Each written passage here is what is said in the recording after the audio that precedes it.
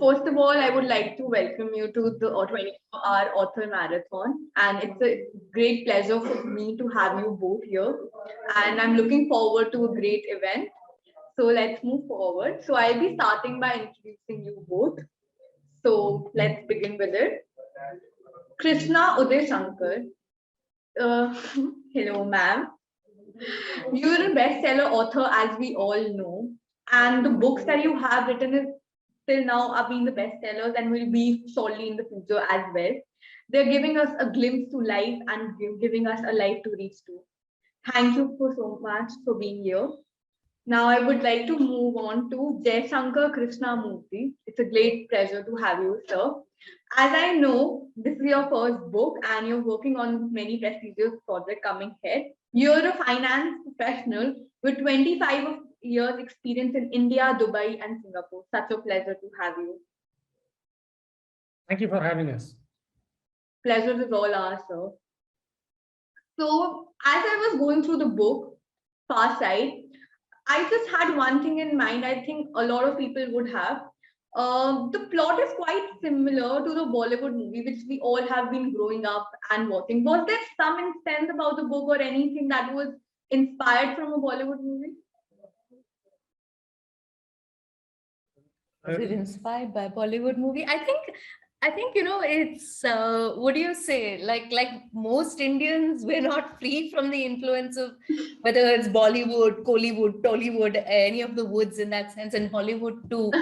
But I don't think it was an intention to create it as a movie plot. It's just I think all good stories are very easily translatable, portable across mediums, and Exactly. so if somebody says it reads like a Bollywood movie, I think both of us will take that as a huge compliment. It is a compliment because once you're reading it, because I am a huge Bollywood fan, and once I'm reading the book, it makes you feel that it's a movie that you want to watch. I keep on watching and watching, and you don't want it to end at all. So it's a roller coaster ride for sure. So would you please just give a glimpse about the book? Everybody, all our viewers must be really intrigued to what's going about it. I'm sorry, could I trouble you to repeat that? We didn't hear you clearly on that last bit. Yeah, ma'am, I'll just surely repeat it. Farside is an amazing book, and it would be a great honor if you both can give it a little bit about it, talk about it a little for our viewers to know about it. You want to do that? Yeah, thanks. Like the inspiration for this book came to me some 15 odd years ago, and I always wanted to create a book which has a strong female lead, but I have never been able to write. So I've been struggling with it. Then during that time, my wife became a bestseller, and then after a while, when she had completed most of her projects, I kind of asked her to or kind of appealed to her to write this book, and when I told her the plot, she kind of took it on and then made a huge lot of changes. But then that's why it's perhaps more readable than what was originally conceived. So that's my take on the book. Yeah. So if I could just pitch in, I think, what appealed to me about this story, which is what I'm hoping is going to appeal to readers as well, is that, the whole mystery is centered around the fact that people are not what they seem to be. And we're talking about very, common everyday people who are like, largely, what do you call seedhe saadhe log, as we say, But then you realize at some point that everybody has that other side to them. And I think that is where sort of the layer upon layer of mystery. So since you asked to give a very, very simple this thing of a book, a girl has been told her brother has died in an accident and she thinks it's just damn bad luck. She still can't deal with it. And then it starts coming to light that maybe it wasn't an accident, it was murder. But who's responsible for that murder? I think that's where the layers start peeling off. Absolutely. Once you start and go into the depth and you reach the middle of the book and the mystery starts increasing, that's the moment when the readers, I think, are absolutely hands down towards the book. The concept that is there is something that is too appealing to me, and I hope to all the viewers out there. Thank you. I'm so glad you enjoyed it. Yeah. Absolutely. Let's move further. as I was reading, the first thing that I saw in the book was the title Farside. So I just wanted to know what was the reason behind naming the book Farside, any specific reason or just the storyline that matches it? I think it was a storyline, as well as far side refers to the far side of the moon, which is basically, the dark side that we never see from Earth, but it's there. So I think it was just sort of a metaphor for the fact that everybody has that other side, which is kind of, we know it's there, but we never really see it. And I think the inspiration is probably that I'm a huge Pink Floyd fan and Dark Side of the Moon. But then I looked up the technical name and I realized it's called Far Side of the Moon. And yeah, I think I think when I first proposed the name, Jay was like, Yeah. "Are you sure?" I didn't even know the meaning. So, yeah. As we're talking about far sides of the moon, do you believe like people around us, people that we see in the everyday scenario, do you believe they have far sides to their personalities? No, I think there is always some part of your personality which is something which you may not divulge. And it depends upon the percentage of the personality. So for some people, it is quite a huge personality which you don't divulge. For others, it may be 5 to 10% of their personality, because there may be your personality includes your thoughts, your desires, your probably what do you call voyeuristic pleasures, or so many things which you cannot share with anybody, or like, which is something which if people come to know, they may in fact, actually stop being friends with you, or like they may, or your wife may just divorce you. So, that's my basic premise, like, so that's what I feel, so, about everybody. So, it's not a bad quality. It's just that it's there. It's just there. It's right there on the face. Ma'am, what's your take on that? No, I think I totally agree. And the thing is, in fact, it's one of the quotes in the book that you always have different layers of yourself that you show to different people. Like, I'm sure I have friends who know me very well, but probably nobody knows me as well as, say, Jay, who's also my best friend, does. And I think that's true, right? I mean, it's true of all of us. How we behave at office is very different from how we behave with our family and how we behave with our friends. And it's not saying that one is right or wrong or the other, but we do have those different facets that we show in different circumstances. And I think sort of the premise is that if you had that circumstance where, quote unquote, your worst self could come out, what might that self be? Right. So as we were talking about, as you just quoted, that the true side that only our family knows, our loved ones. But like Charu, when she says about the fact that her loved ones have a different side, he has a side that she never knew about. So what do you feel? How does a person feel about that? I think either some way or the other, how does a person feel about the fact when he knows somebody so close to him has the other side? I think it'll take quite a lot of time to come to terms with when you see, if it is something positive, obviously you're like very, very glad. Like you came to know that person is like, a philanthropist, secret philanthropist, or secret philanthropist. But if you come to know something which is really kind of, which you think is not good or quite abhorrent, I think it'll take take a lot of time to come to terms with it. And then be move to a position where you can even forgive the person, which may or may not happen. But in this case, as the person, actually, of course, probably it is the plot, as the person has passed away, the only way that you can move on with your life is if you forgive. Because otherwise you will never be able to move on with your own life. You will always have failed relationships. Exactly. So shall we move forward? Yes. So while of everybody reading the book has a chapter very close to the heart. And I just want to know, as authors, is there any specific chapter that is very close to your heart? Because the book is a baby to the author, so it's difficult to choose a favorite child. So in your scenario, is there any favorite chapter you both had?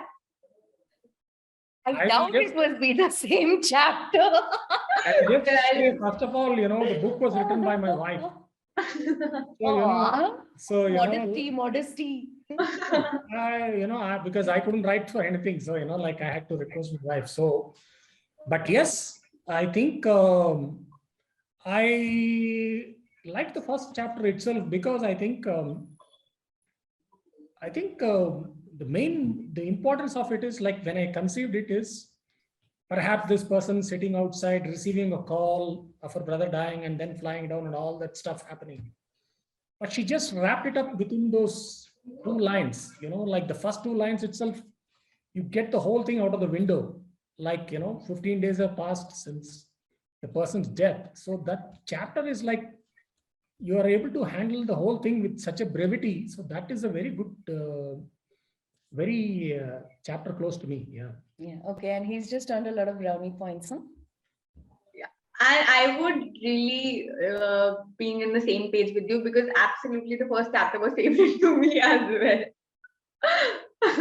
So, ma'am, what's your take on that? What was your favorite chapter? I think I liked a lot of the chapters towards the end where we went into the depth of the characters and really, chapters where you saw people as you had not seen them before in that book. So, again, without being too spoilery about it, there is this one particular chapter where Charu is confronting one of the people who's involved in this whole situation. And the environment is such a conservative, traditional environment that she relates to from childhood. So she walks into this house which has the smell of coffee and incense, which is, what my childhood used to smell of. And you have all these sounds, and it's a very nice suburban, middle-class little bungalow, but beautifully maintained. And all these wonderful things that many of us relate to, but housed in that is a completely different kind of, darkness sounds dramatic, but really something that is very contrary to the image that is being presented by both the environment and the occupants of that environment. So, sort of just trying to mix those two. I think I loved writing those chapters, which was, you have such mundane things, and then you have such unexpected things located in those mundane things. Right. So, ma'am, as we were talking about Charu, is there anything that you relate with Charu as a character? Actually, Charu is completely Jay's character. Yeah, Charu is completely, I think he conceptualized her in great, I think both, as a personality is something that completely Jay was driving all the time, because I think to him, she was the central thing. She is the sort of the spark that set off the whole story. So Charu, I think, is completely Jay's character in that sense. What I do relate to, I guess, in that sense is sort of her background and the fact that she doesn't give up that easily. Right. So I think personally, as an individual, I relate to that in her, that, she's not that easily scared off. She's not, there is that little bit of thing in her. Yeah. So do you relate to any character in the book? Because as ma'am says, it's Charu for you. Is there anything that you relate about her or any other character? No, for me, I think most important character was Charu, because I think even the other books that I'm trying to come, I always like books where there has been a very strong woman lead, so plays a very significant role. So that has been very important for me. So, and that continues. So like, it's basically like somebody who's who can be rational even at the time of when there is some kind of a loss, and continue to use their, abilities and skills, even, and get results which perhaps may be very, very difficult for any normal person. But, since you are able to rationally analyze and go about in a methodical manner, and if you have the right resources, you are able to do something which is totally remarkable. So for me, yeah, like the female characters are very important, and in this case, it is Charu. Yes. Absolutely. Charu is the fearless character that everybody wants, that fear to be that fearless. But I think once you start reading it, you somehow feel that I wish I would have done certain things that the way she did, to become that fearless. So let's move forward. So I can see the compatibility between you both. So I just want to know, how was the journey towards writing the book together? You were co-authoring the book. What was the journey like? I want both of your viewpoints. As I said, like in this is a very different kind of journey. I'm sure probably other co-authors also go through the same thing. But in my case, it was like, the idea came to me and I had to go and, request my wife to write it. So, and then once you give her the plot, then she would be, I think once she even agreed, but then the tough part started. Yeah. Yeah. Because then the questions arose like, what, why, when. So for me, it used to be like, the suspension of disbelief, which usually sets in for her in most of her movies, was not setting in when I was relating the story. She was being a very rational human being who was asking and punching holes. So it was a very critical beep, beep, beep, beep, beep. Yeah, it was it was a very, very tough experience to, go through it. Yeah. Yeah.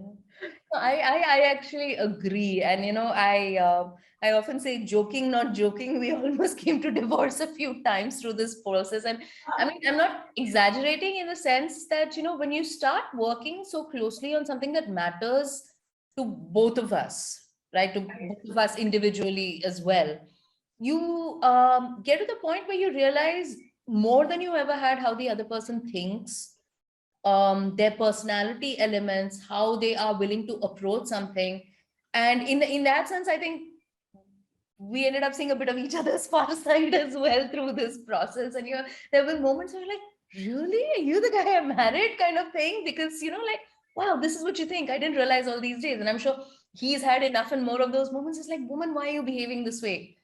Right. But I think that's part of the discovery and the journey, and that's also what makes the book what it is, because it's literally that. It's the result of a lot of creative conflict, not just creative congruence. I mean, what you're seeing now is a unified product, but behind this product, there's been so much creative conflict.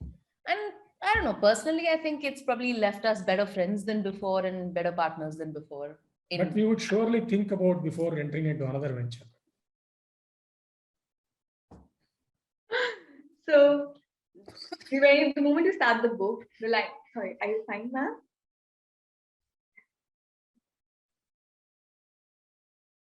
Have some water.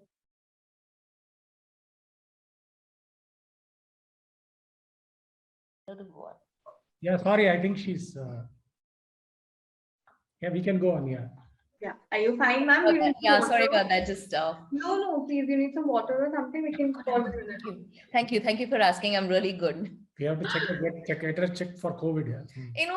Stop scaring everybody out there. I mean, it's virtual. Anyway, people, you're all at virtual distance. Nothing's gonna happen to you. It's all safe here. Our virtual platform is all safe for all of you, COVID-free. Exactly. Anyway, sorry for that disturbance. Yeah. Please continue. No, it's never a disturbance from your side, ma'am. So as we move forward, when you open the book, there's a line that says dedicated to my wife. So would you like to elaborate on that? Oh yeah, because see, like this particular dream of mine, I've been wanting to write her, I think from the age of 13, So finally it happened 40 years later, 4 decades later. And that also happened because, my wife agreed to first write it, and then it got published mainly because on the back of the strength of her name, that Penguin was even willing to look at the script and, go ahead and publish it. So in a sense, this, this very long-term dream, which has been very close to me, got fulfilled mainly because of, my wife's assistance. So that's why this book is dedicated to her. Yeah. Just to check, this bit is being recorded, right? Because I'm just going to edit this and keep it. And I'm going to play it every once in a while. Absolutely, ma'am. You will be receiving the video from her. I'm just going to be like, Jay, this is what you said. Ma'am, any take on that on that particular line? How do you feel? No, I mean, I do. I mean, I think he's being very generous with the credit here, and but I honestly also think, because this is one of our very early conversations when we just met before we even really knew each other and we were together, is about some of these dreams. And in fact, I keep saying that people say this is Jay's first book, but as far as I'm concerned, it is his 9th book as much as it is mine, because he has been the force behind everything that I've written so far. So in that sense, I don't even think it is his first book. It really is his 9th book. It's just the first book which has his name on the cover, so to say.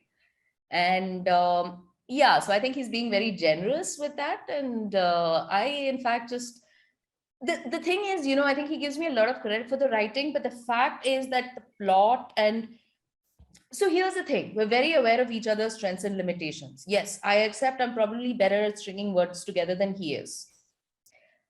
He is much better at building plots and coming up with ideas than I am. It's just a question of being able to put the two together, which is not an easy process. So, in that sense, much as I appreciate the credit he's giving me, the story is completely what it is because of his idea. I think that's the perfect team, one who can ideate it, the other one who could compile it, and it gives a beautiful book like this to us. So I think that's the perfect team. It's okay, we've done it, we did it. I think we also know that I am the joker in the team and he is like the grounded person in the team. I think that much is pretty obvious to everybody by right now. Yeah, but I feel the energy that you're throwing on is something that is making me energized to do this. So my finally and the last question, and I think a lot of people must have asked you after reading the book, is how did you come up with it? There was something that struck you, or so you were the reason for the ideation. What struck you to create this beauty? The thing is, you see, I tried to look through it, and I was looking at the first synopsis that I had prepared some 13 years ago. I was looking at the Word document, I think, So it's very difficult for me to actually think about, because from one string, it kind of, one thing led to another. But I really wish, I could go back and say that this particular instance sparked the idea for this particular book. I really wish I could, but I scratched my brains quite a lot, but I couldn't fathom or try to remember what triggered this particular idea. No, I'm afraid, sorry. Absolutely, I can understand. So, ma'am, you were there in the thinking process or anything, any ideation that clicked your mind at that particular time? I actually don't know what triggered the thought for Jay, but I kind of remember our initial conversations about it. And I remember what I was struck by is just this, I think the overwhelming thing I remember about what Jay first told me was that this woman is intelligent and persistent. And, she's not like a superhero kind of person. She's not a Lara Croft who's going around beating people. She's just a very normal but extremely intelligent and yeah, exactly, tenacious woman. And the way he made that sound, he made this, it can sound very boring, but he actually made it sound so exciting and amazing the first time he spoke about her. So my very first recollection is literally this character who is, and a lot of my work is sci-fi and fantasy, right? So just the whole power of this realism of a person who can be this amazing, but is still very normal. Yeah. Is what I remember of that first conversation as well. But beyond that, what triggered it in him, I don't know. I have a very vague recollection of something to do with video cameras. I don't know where that comes in, but I remember video cameras were involved in the first couple of conversations. That. So as I said, and you said, the story gives such a sense of realism to it. The character makes you feel that it's real, because that's I said it feels like a Bollywood movie. Because if you don't feel like you're reading it, you actually feel like you're seeing it. It's visually, stars move in front of you, things are happening. You actually feel that you're inside the book. while you're just reading it. And thank you for giving us the pleasure. And thank you so much for being here with us. It was a great pleasure. I didn't feel like an interview. It just felt like a chat show where two people are sitting with me and having a great time. Likewise, Kavya, thank you for making it such a wonderful conversation. And thanks to the Pragati Lit Fest for giving us this opportunity to spend this time with you. And Jay. Yeah, thank you very much for giving us this opportunity. And, it was really nice to speak. And thank you for your kind words Yeah. about the book. So, All true. I'm glad you enjoyed. And of course, we have to thank Pragati for, arranging these kind of events to which, for authors to showcase or at least connect with their audience, So thank you. Hope to see you very soon back with us. Have a great night and thank you so much. Hope our viewers enjoyed us as much as we did. Thank you. Thank you. Bye. Thank you Bye. so much. Bye. Bye. Bye.